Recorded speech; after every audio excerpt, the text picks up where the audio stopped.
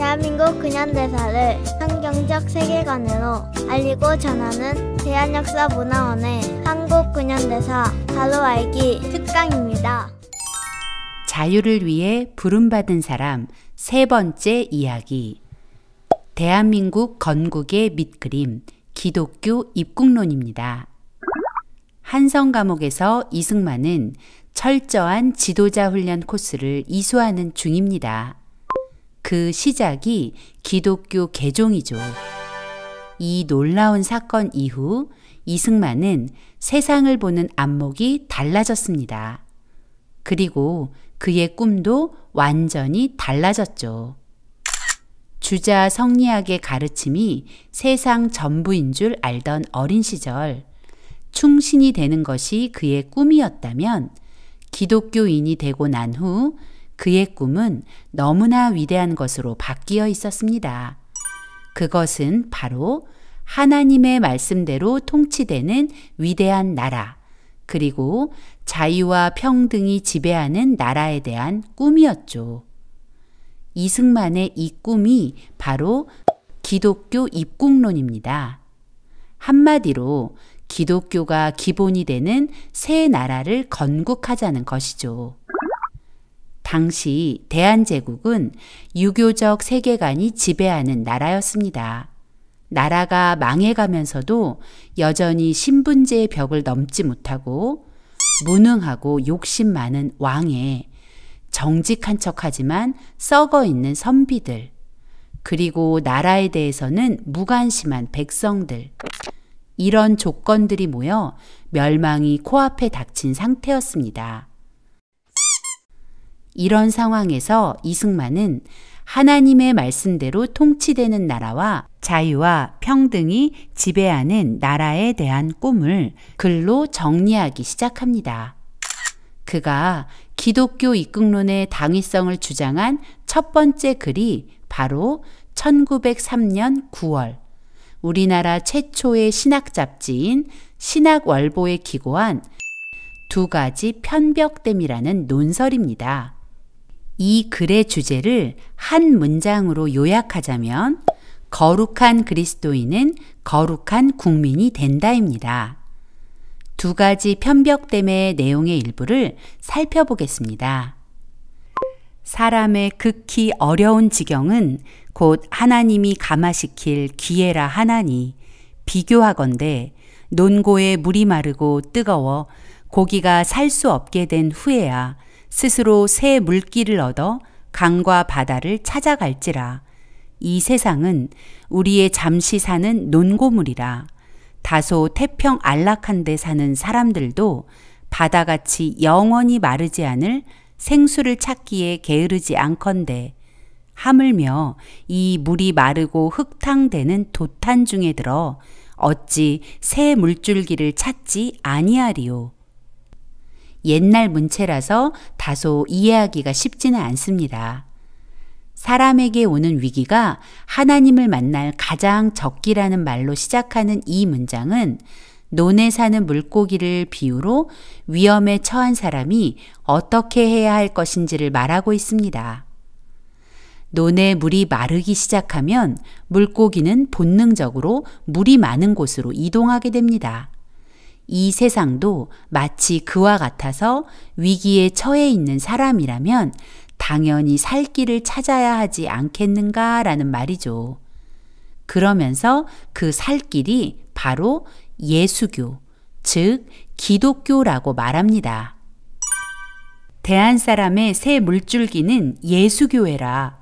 이 교회가 날로 흥왕함은 더 말할 것 없으려니와 아직까지도 저 불쌍한 사람들을 다 기회를 주어 우리와 같이 생활샘으로 나오지 못하게 함은 실로 다 우리 믿음이 부족함이요 사랑이 부족함이라. 지금 나라가 도탄에 빠진 상황에 백성들의 살 길이 기독교라는 것을 아는 기독교인들이 죽어가는 동포에게 살 길을 알려주지 않는다는 것은 믿는 자들의 믿음이 부족하고 사랑이 없기 때문이라고 말하고 있습니다. 그러니 적극적으로 대한제국 백성에게 자신이 믿는 하나님을 알리라는 것입니다. 어떻게 기독교가 대안을 살릴 새 물줄기가 될 수 있을까요? 하나님은 하나님의 백성들에게 세상에서 소금과 빛처럼 행동하라고 하시기 때문입니다. 소금과 빛이 된다는 것은 적재적소에 필요한 존재가 되는 것, 더 나아가 나를 통해 세상을 이롭게 하는 삶을 사는 것입니다. 이것이 바로 기독교 정신입니다. 하나님은 당신의 백성에게 정직과 성실을 요구하시고 사랑과 희생을 요구하십니다. 때문에 당시 나라의 위기를 나 몰라라 하는 백성들이 그리스도인이 된다면 나라를 위해 소금과 빛의 역할을 하는 백성이 많아질 것이기 때문이죠. 정치는 항상 교회 본위로서 딸려나는 거로 교회에서 감화한 사람이 많이 생길수록 정치의 근본이 스스로 바로 잡히나니 이러므로 교화로서 나라를 변혁하는 것이 제일 순편하고 순리된 바로다. 이것을 생각지 않고 다만 정치만 고치고자 하면 정치를 바로잡을 만한 사람도 없으려니와 설령 우연히 바로잡는다 할지라도 썩은 백성 위에 맑은 정부가 어찌 일을 할 수 있으리요. 반드시 백성을 감화시켜 새 사람이 되게 한 후에야 정부가 스스로 맑아질지니 이 어찌 교회가 정부의 근원이 아니리요. 대한제국은 위기에 직면해 있었습니다. 그러나 대한제국의 회생과 변화는 왕과 조정 대신 한두 사람만 잘한다고 해서 가능한 일이 아니라는 것입니다. 오직 백성들이 변해야 가능한 일이라는 것이죠. 백성 한 사람 한 사람이 정직하고 성실한 기독교 정신으로 거듭나 정치를 하면 그 정치는 공정하고 올바르게 될 것이기 때문입니다. 뿌리가 튼튼해야 실한 열매가 열리는 이치겠죠. 즉, 부패한 백성 위에 절대로 좋은 정부란 존재할 수 없다는 것입니다. 지금의 대한민국의 상황에도 적용이 되는 말입니다. 대한민국의 안녕과 발전은 훌륭한 대통령, 정직한 정치가의 책임 이전에 대한민국 국민 한 사람 한 사람이 정직한 국민, 이타적인 국민, 성실한 국민이 될 때 가능하다는 것을 기억해야 합니다. 기독교인이 된다는 것은 하나님의 법에 순종하는 거룩한 성도가 되는 것이고 그 거룩한 성도가 대한민국의 거룩한 국민이 되어 나라를 살리고 국민을 살릴 신의 한 수라는 것을 이승만은 말하고 있는 것입니다. 그리고 같은 해 11월 이승만은 신학월보에 교회 경략이라는 글을 기고해 더 구체적으로 기독교 입국론에 대해 이야기합니다. 거룩한 성도로 거듭난 백성은 이제 힘을 합하여 이 위기를 극복하고 영국, 미국과 같은 나라가 되어야 한다고 말합니다. 당시의 사람들이 들었다면 허풍쟁이 같다고 생각할 말입니다. 영국과 미국이 어떤 나라입니까? 그 당시 전 세계 나라 중 1, 2위의 강대국이었습니다. 대한제국은 어떤 수준이었을까요? 중간이라도 되었을까요? 아니죠. 형편없이 가난하고 세계 정세에도 어두워 러시아와 일본이 대안을 서로 차지하겠다고 으르렁거리는 틈바구니에서 어찌할 바를 모르고 있었죠. 나라가 이 지경인데 세계 1등 국가를 꿈꾼다는 것이 어떻게 가능했을까요? 더구나 이승만은 지금 왕좌에 앉아 있는 것이 아니라 한성 감옥에서 종신형을 선고받고 수감된 상황이었다는 것이 더 우리를 놀라게 하는 대목이죠. 자신의 석방과 생명을 걱정해야 하는 처지에 세계 1등 국가를 만들겠다는 생각은 도대체 어떻게 나온 것일까요? 네, 바로 하나님께로부터입니다. 그래서 이승만은 자신에게 꿈을 주신 하나님을 신뢰하며 우리 민족이 세계 1등 국가가 되어 우리가 받아 누린 자유를 세계 각국에 대한선교사를 파송하여 나누는 나라가 될 것을 천명한 것입니다. 이승만의 이 말을 정리해 보면 선진한국, 선교한국입니다.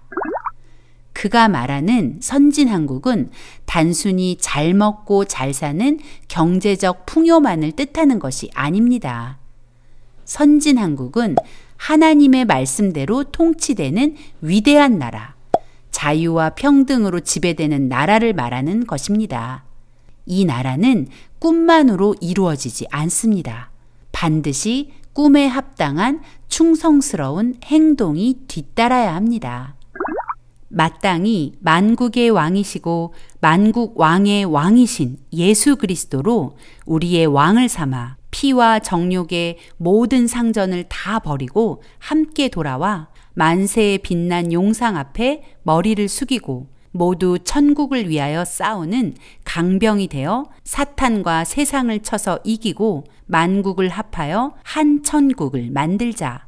백성 한 사람 한 사람이 하나님의 뜻과 법대로 사는 거룩한 백성이 되고 그 거룩한 백성이 거룩한 국민으로 모든 분야에서 충성스럽게 살아낼 때 선진국가가 된다는 것입니다.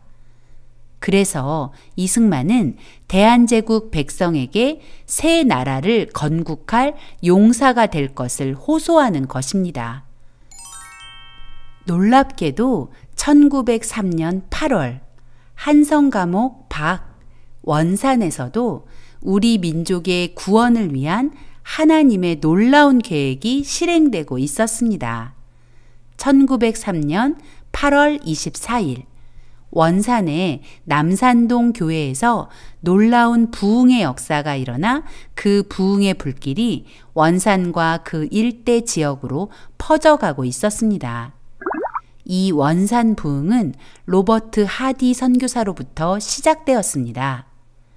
로버트 하디 선교사는 의료 선교사이자 목회자로 조선의 자유를 선포한 선교사입니다. 하디 선교사가 조선에 와 오랫동안 열심히 사역했지만 도통 변화가 없었습니다. 오히려 늘 실패를 경험해야 했죠. 하디 선교사의 마음은 점점 조선 사람에 대한 원망으로 가득해졌습니다. 조선 사람들은 게으르고 형편없는 사람들이야. 조선 사람들 때문에 나의 사역이 실패한 거야. 하디 선교사가 점점 지쳐가던 어느 날 중국에서 사역하던 여러 명의 여성 선교사가 의화단 사건을 피해서 원산으로 피난하게 되었습니다. 여성 선교사들은 원산에서 머물며 기도 부흥 집회를 계획하고 말씀을 전할 강사로 로버트 하디 선교사를 초청하게 되었죠. 드디어 집회 당일 로버트 하디 선교사가 말씀을 전하는 시간이 되었지만 그는 입을 열지 못한 채 계속 서 있어야만 했습니다. 하디 선교사는 하나님께 도움을 요청했습니다. 그리고 그가 받은 응답은 회개하라는 것이었습니다. 너의 죄 때문에 조선 사람들이 하나님을 바라보지 않는 거였어. 네가 회개해야 해. 하디 선교사는 즉시 하나님 앞에 회개했습니다. 특별히 자신의 교만과 우월의식, 그리고 조선 사람을 존중하지 못한 죄 등을 아주 구체적으로 하나님과 그 자리에 모인 동료 선교사들 앞에서 고백한 것입니다. 그리고 주일 하디 선교사는 원산 남산동 교회에서 조선 성도들에게도 자신의 죄를 고백했습니다. 하디 선교사는 사실 모든 것이 끝이라는 마음을 가지고 강단에 선 것입니다. 자신이 조선 사람을 무시했다는 것을 그들이 안다면 조선 성도들은 자신을 용서하지 않을 것 같았습니다. 그럼에도 하디 선교사는 정직하게 자신의 지난 죄를 성도들에게 고백한 것입니다. 이제 다 끝났구나. 조선 사람들이 나를 증오하겠구나. 이제 조선 사역은 끝이로구나.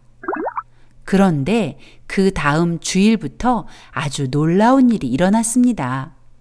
성도들이 하디 선교사를 욕하고 떠나간 것이 아니라 오히려 서로 앞다투어 자신의 죄를 회개하기 시작한 것입니다. 원산의 성도들은 이제 거룩한 성도가 되었고 거룩한 백성이 되어가고 있었던 것입니다. 대안은 새로운 물줄기 기독교를 받아들여야 한다는 외침처럼 조선의 사람들이 거룩한 성도가 되고 나라를 새롭게 할 거룩한 백성이 되는 그 거룩한 일이 이미 원산에서 시작되고 있었던 것입니다. 원산의 이 놀라운 부흥의 불길은 장차 1907년 평양 대부흥까지 이어지고 조선 백성들을 점점 거룩한 백성으로 바꾸어 갔습니다. 사람의 눈으로 역사를 보면 우연이라고밖에 말할 수 없지만 하나님의 눈으로 역사를 보면 이승만의 기독교 입국론의 위대한 꿈과 원산 대부흥은 하나님의 정확한 섭리라는 것을 알게 됩니다. 이렇게 조선 구원 프로젝트가 하나님의 인도하심에 따라 진행되고 있는 과정에서 1904년 러일 전쟁이 발발합니다. 러일 전쟁은 어느 날 갑자기 일어난 전쟁이 아닙니다. 이미 오래전부터 예견되던 전쟁입니다.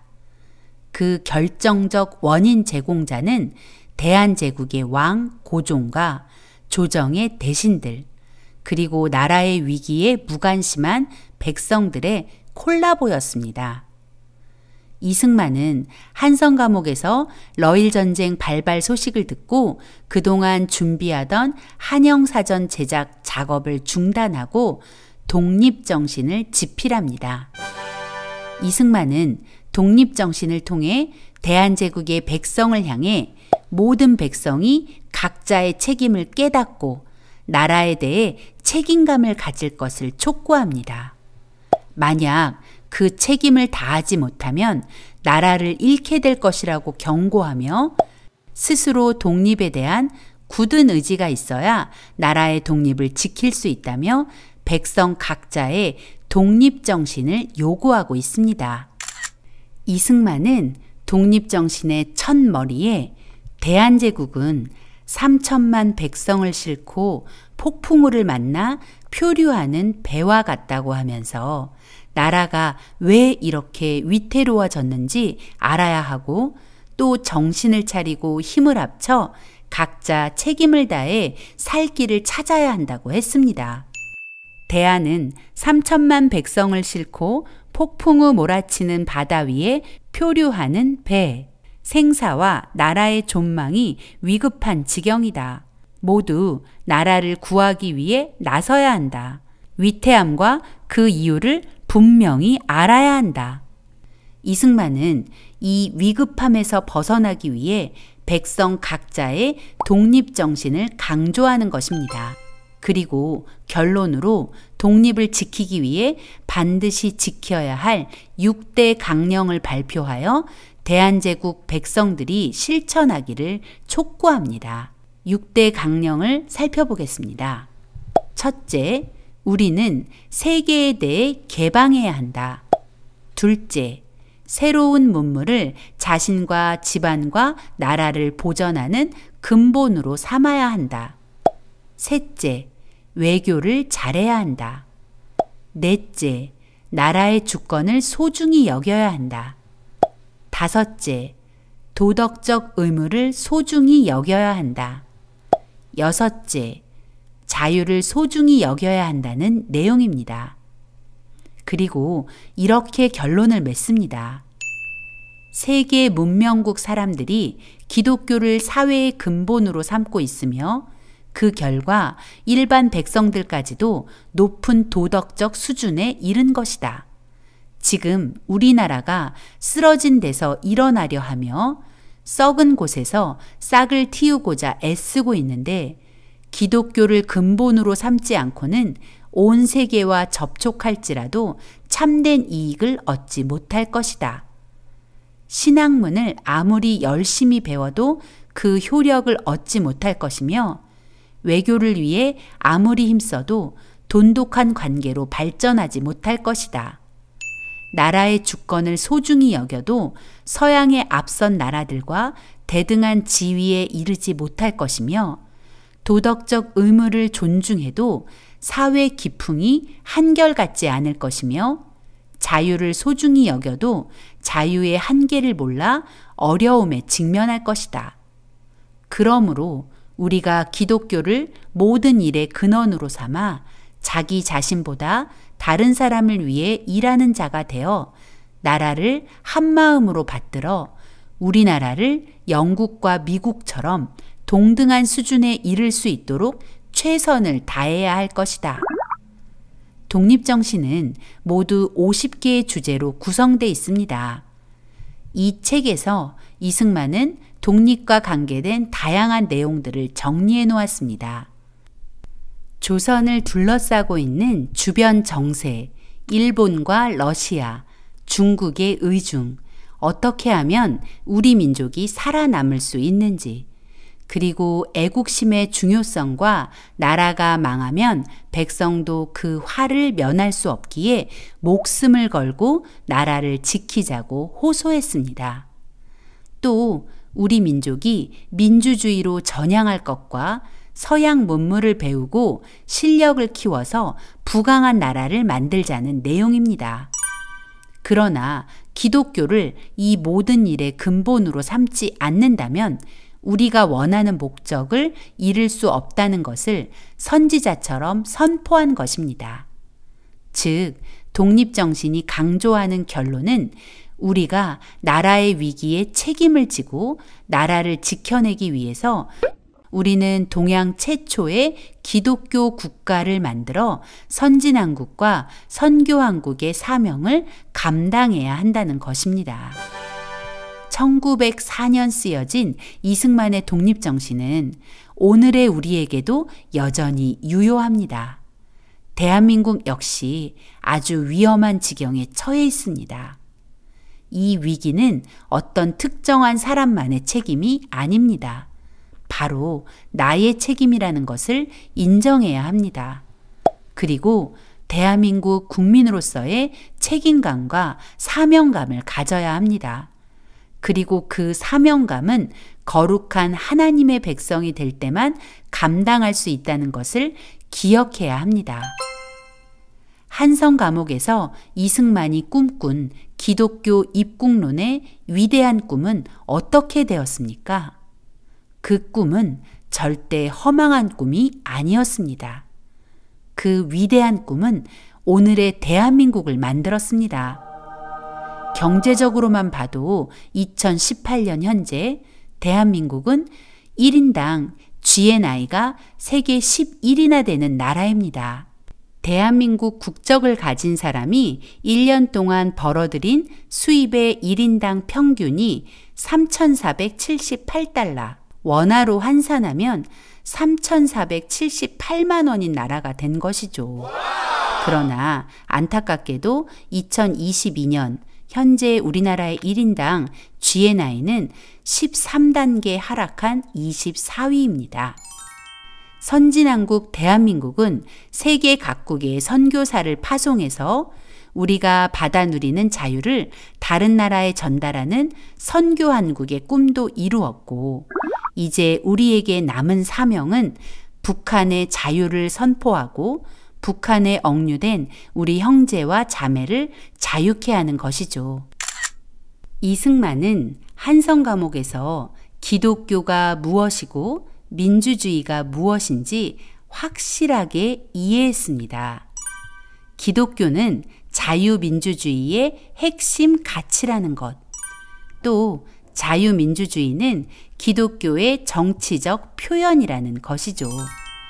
이승만의 기독교 입국론은 대한민국 건국의 밑그림이라는 사실, 기독교 입국론의 핵심은 거룩한 성도가 거룩한 국민이 된다는 것, 그리고 그 거룩한 국민이 하나님의 말씀대로 통치되는 나라를 위해 각자의 맡은 바 사명을 감당할 때 자유를 누리고 그 자유를 확산할 수 있다는 것을 잊지 말아야겠습니다.